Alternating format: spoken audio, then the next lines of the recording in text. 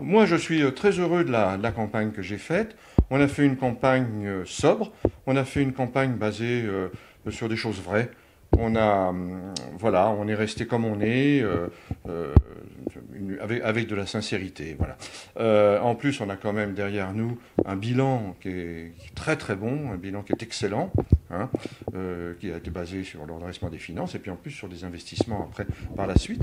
Et, et donc, nous sommes vraiment satisfaits de cette victoire. Au premier tour, nous avions 70 voix d'avance sur les deux listes conjuguées. Dimanche dernier, nous avons eu 37 voix de plus que la liste fusionnée. Ce qui veut dire qu'on a quand même récupéré 107 voix entre les deux tours. Ça, c'est un élément important. Et je crois que c'est dû à une mobilisation extrêmement importante de la part des électeurs qui sont venus voter à 82%. C'est presque un record pour les communes de plus de 1000 habitants. Et c'est une grande satisfaction pour la vie démocratique. Et puis, dans une expression aussi totale de pratiquement toute la population, on peut dire que c'est une victoire qui n'est pas volée. Alors, il est certain que la continuité, évidemment, elle est de rigueur, hein, puisque on est sur des investissements raisonnables et raisonnés. Notre idée, c'est aussi de faire avancer le village en même temps que la station, ne pas en laisser un à la traîne. Ça, c'est quelque chose qu'on ne peut plus supporter. On s'est déjà attaché depuis quelques années, dès qu'on a pu le faire. Alors, en gros, il faut s'attacher beaucoup plus sur le développement durable. Il faut s'attacher à rendre la montagne agréable sur les fameuses 4 saisons, en élargissant les ailes d'été et d'hiver. Il faut absolument, un des points le plus important qu'on va arriver maintenant à mettre en place et qu'on commence à vraiment toucher du doigt parce que c'est long à mettre en place, c'est la possibilité de fixer mieux la population qui veut vivre et qui travaille à Valloires pour qu'on augmente la démographie de notre bassin de vie. Nous sommes quand même un pôle relais. Valloires a une pharmacie, un centre médical à l'année, supermarché à l'année, elle a une école en plein centre du village, un centre de secours pratiquement au centre du village.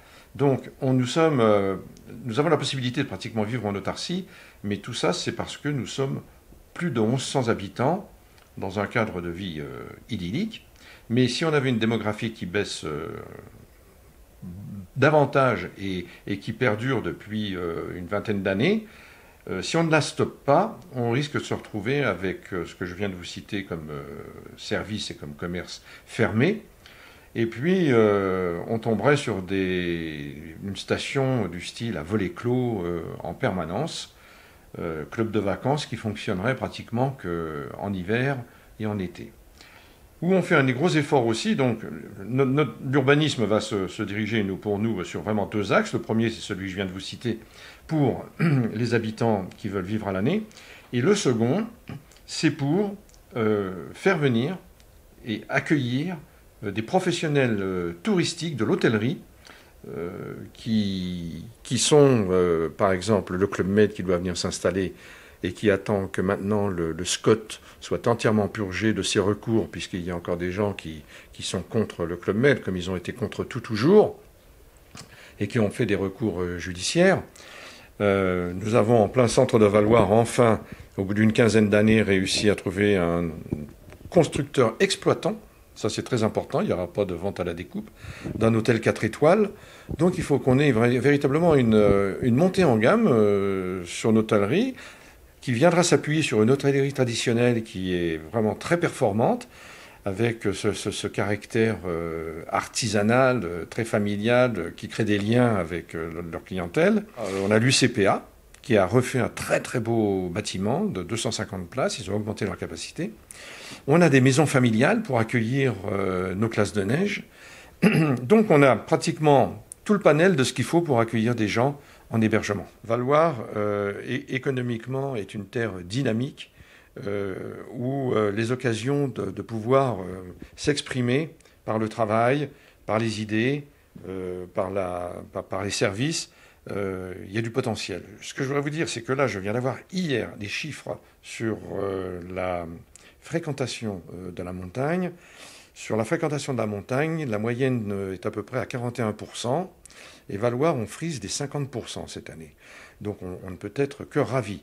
Et là, quand je vous donne ces chiffres-là, on ne parle que des chiffres qui sont des lits vendus.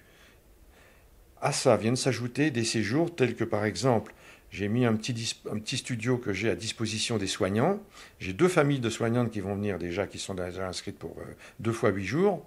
Ils ne sont comptabilisés personne. En attendant, ça va être des gens qui vont être sur la station et qui, économiquement, vont la faire vivre.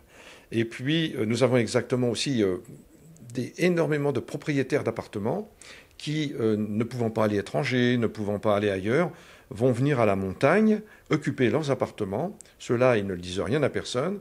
L'appartement n'est pas loué, mais eux, ils arrivent et ils le remplissent. Parce qu'il faut reconnaître que la montagne est l'endroit de prédilection pour vivre un après-déconfinement. Voilà, on est véritablement là dans un des grands espaces, majestueux. En plus, on va avoir un très bel été.